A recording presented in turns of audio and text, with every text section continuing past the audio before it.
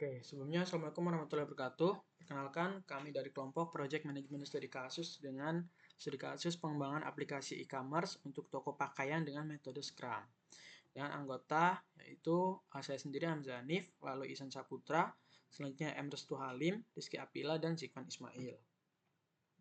Oke, selanjutnya langsung saja ke produk backlog. Di sini yang pertama, sebagai pengguna saya ingin bisa mencari produk agar menemukan produk yang diinginkan.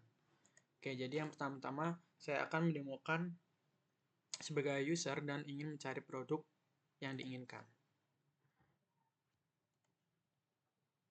Oke, sebelumnya di sini untuk mengakses websitenya bisa login terlebih dahulu ataupun nggak login dulu gitu. Misalkan loginnya itu pas mau check out.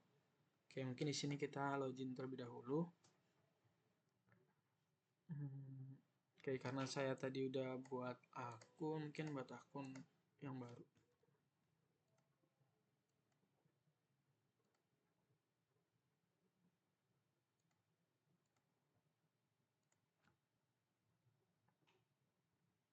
Emailnya sudah, oh iya.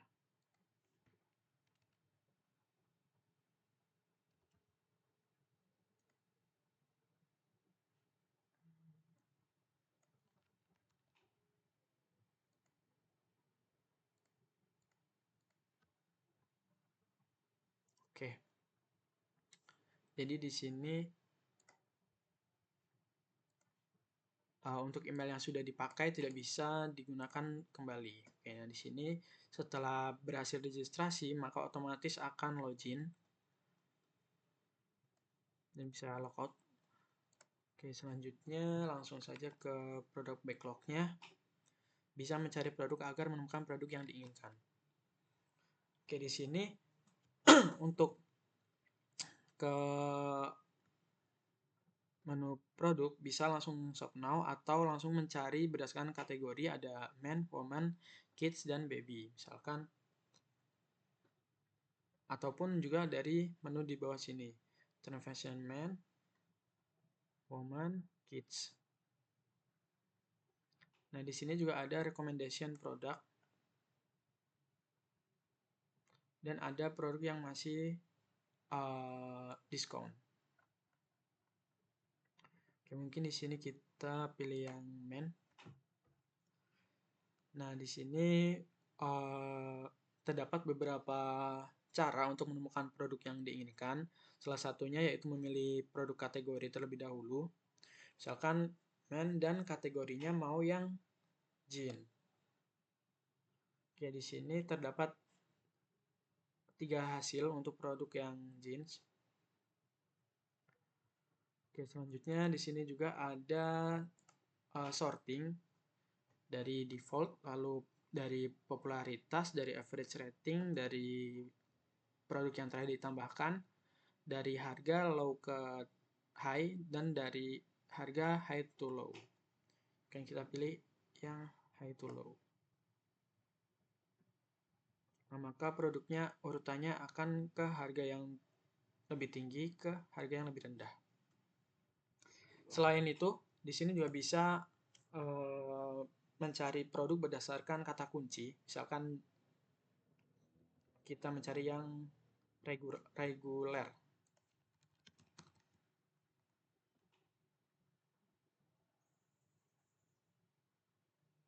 Nah, maka akan keluar produk-produk dengan kata kunci reguler.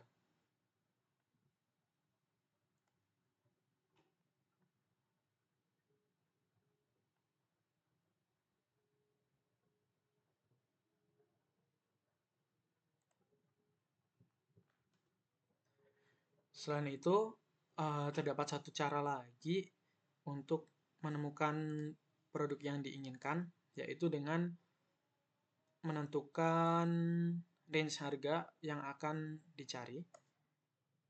Misalkan di sini ada yang 799.000. Oke, kita akan cari yang maksimalnya itu 400.000. Nah, maka produk yang di atas dari 400.000 tidak akan muncul di halaman websitenya. Oke, mungkin seperti itu cara untuk mencari produk yang diinginkan. Dan ini bisa digunakan di semua produk kategori. Oke, selanjutnya sebagai pengguna saya ingin bisa menambahkan produk ke keranjang belanja agar bisa membeli banyak produk sekaligus.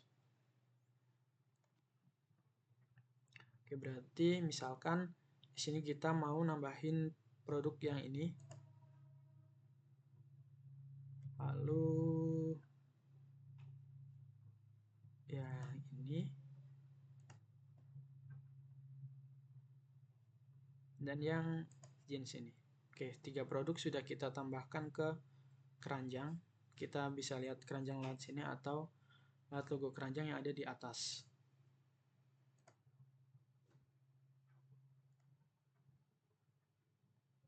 Nah, di sini kita sudah masuk ke menu keranjang. Terdapat 3 produk yang telah kita tambahkan sebelumnya. Dengan quantity yang kita bisa rubah.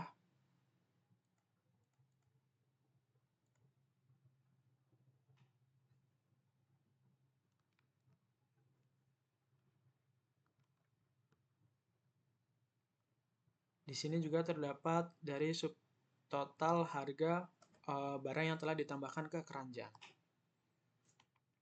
Oke, selanjutnya sebagai pengguna saya ingin bisa melihat detail produk agar tahu informasi lengkap tentang produk tersebut.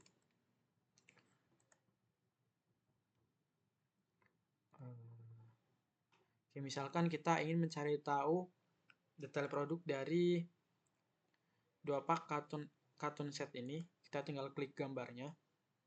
Dan di sini maka akan muncul deskripsi dari produknya.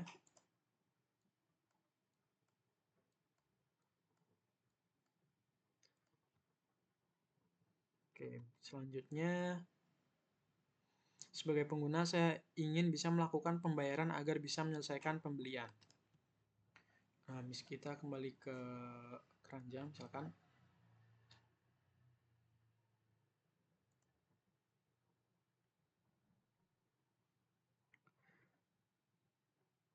Nah, di sini sebenarnya bisa untuk melakukan proses to check out.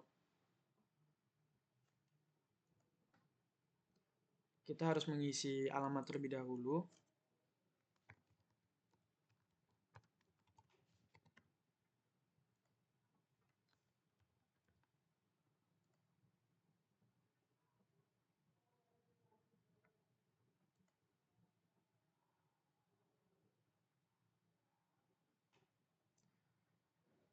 Nah, di sini kita harus mengisi nama dan alamat yang lebih lengkap. Masukkan alamat lengkap untuk menghitung ongkos kirim. Nah, sebenarnya bisa saja ini dilakukan pas order atau check out seperti marketplace atau web toko online pada umumnya. Tetapi terdapat kendala di bagian kunci API dari ByteShip-nya. Nah, untuk supaya harga atau ongkos kirim bisa otomatis, kita harus menggunakan API dari ByteShip.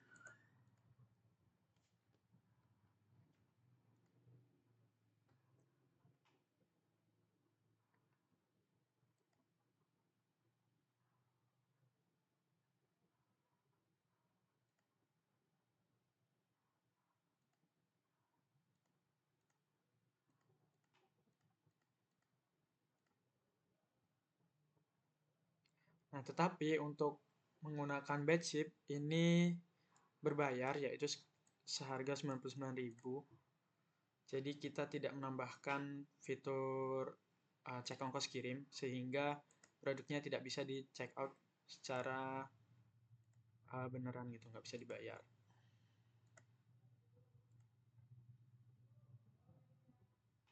No shipping method has been select. Oke, mungkin langsung pindah ke backlog yang selanjutnya. Sebagai pengguna, saya ingin bisa melacak pesanan saya agar tahu status pengiriman produk yang saya beli. Nah, ini seperti pada poin sebelumnya, dikarenakan Batship berbayar dan kami memilih tidak menggunakan itu atau tidak membeli API dari Batship, jadi masih tidak bisa untuk melacak pesanan. Sebenarnya bisa lewat Batship ini, tracking. Bahkan bisa menggunakan WhatsApp notification.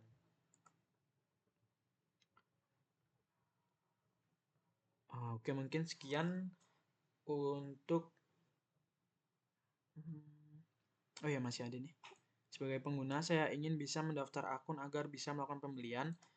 Ini sudah didemokan di awal video tadi. Lalu sebagai pengguna, saya ingin bisa login atau register akun sebelum bisa melakukan pembelian. Nah, ini seperti yang saya katakan sebelumnya. Untuk melakukan checkout, kita bisa login ataupun belum login gitu. Jadi pas mau checkout baru mengisi akun. Misalkan di sini kita belum login. Nah, dari apa namanya? Keranjangnya tadi masih kosong. Proses to checkout.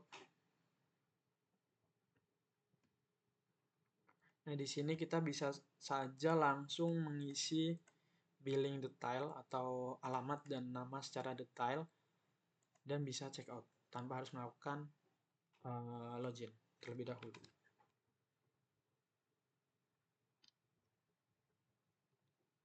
Selanjutnya ada melakukan instalasi web builder WooCommerce. Kita sudah menginstal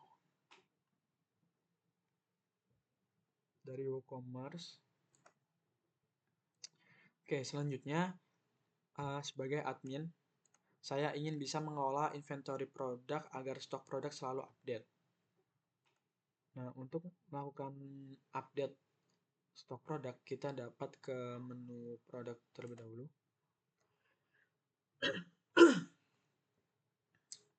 Lalu pilih produk yang stoknya mau dirubah atau diupdate.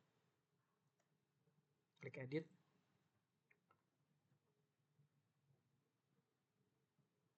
Selanjutnya di sini ada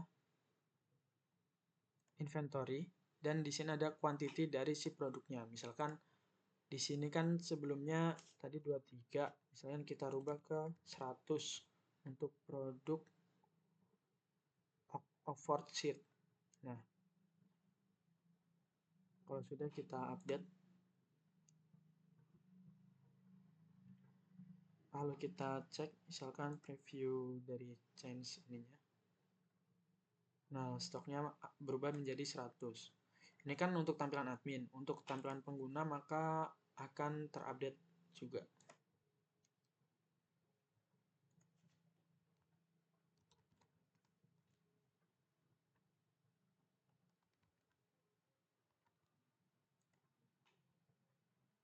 Nah, di sini stok dari tampilan si user atau pengguna atau customer juga akan terupdate.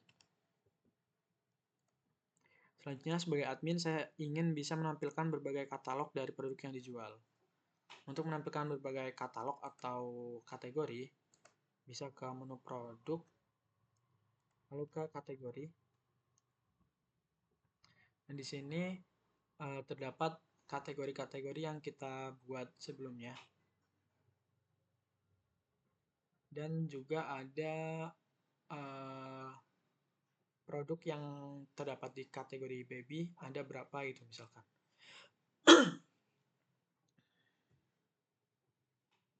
Ini bisa kita delete juga. Dan bisa menambahkan new kategori. Kan add new kategori.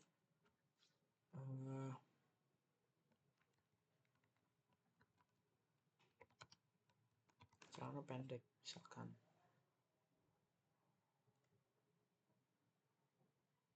Nah, maka kategori yang telah kita add barusan yaitu celana pendek sudah masuk ke produk kategori dengan hasil produknya itu masih 0 karena belum kita tambahin.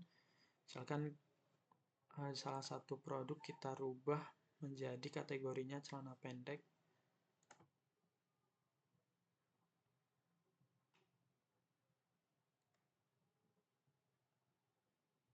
Nah, di sini celana pendek kita checklist dan kita update. Kita refresh untuk celana pendek. Nah, untuk celana pendek, produk yang terdaftar di kategori tersebut berubah menjadi 1.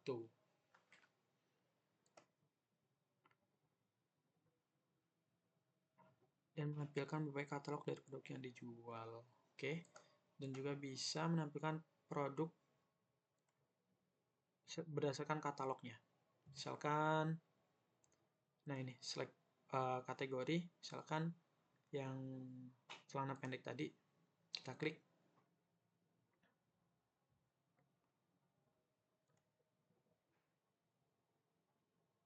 Maka akan muncul produk yang kita masukkan ke kategori celana pendek yang tadi, yaitu Oxford shirt. Oke, selanjutnya,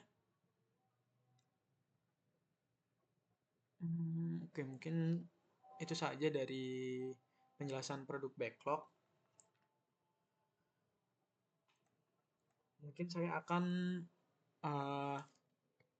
mempraktekkan menambahkan satu produk.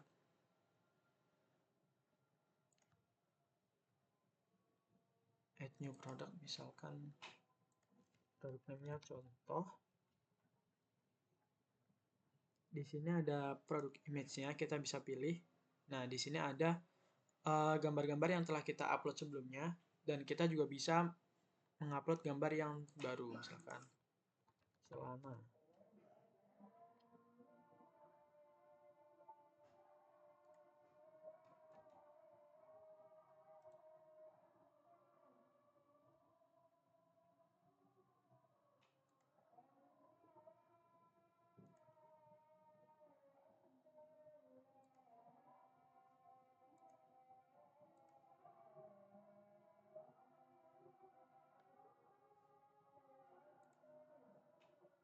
Kita bisa upload, tinggal drag and drop. Kita pilih set product image. Nah, dia akan menjadi cover dari gambar atau image produk si contoh ini. Lalu di sini untuk setting harga, misalkan 299.000. Di sini misalkan mau dibuat harga diskon, juga bisa dikasih jadwal si diskonnya itu berlaku dari tanggal berapa sampai tanggal berapa. Selanjutnya ke inventory. Ini SKU opsional, bisa kita tambahkan atau enggak. Dan stock management, kita bisa merubah quantity dari produknya itu ada berapa. Lalu untuk shipping, ini untuk ongkir, misalkan produknya itu beratnya berapa, dimensinya itu berapa.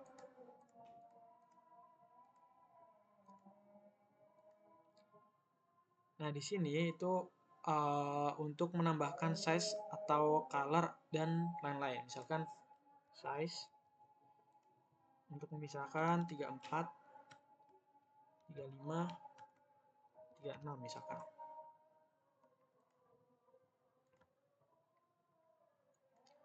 Oke, selanjutnya di sini ada product description. Misalkan kita isi produk contoh. Dan di sini kita bisa memilih dari kategorinya. Produknya mau dimasukkan ke kategori yang mana. Misalkan yang uncategory. Produk teks juga bisa ditambahkan tapi opsional. Dan di sini ada produk galerinya. Kan produk galerinya kita isi ini. Nah, 3 ini. Selanjutnya kita publish.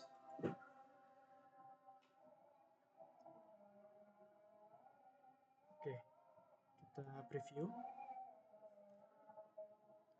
Nah, di sini untuk judulnya yaitu contoh, harganya 299, seperti yang kita setting sebelumnya. Untuk deskripsinya produk contoh, stoknya juga sesuai yang kita setting. kategorinya juga. Nah, di sini ada produk galerinya. Lalu selanjutnya ada pilihan size yaitu 34, 35, dan 36. Mungkin sekian penjelasan demo sistem yang telah kami buat. Kurang lebihnya saya mohon maaf. Berdaulat saya mohon ampun. Saya akhiri. Wassalamualaikum warahmatullahi wabarakatuh.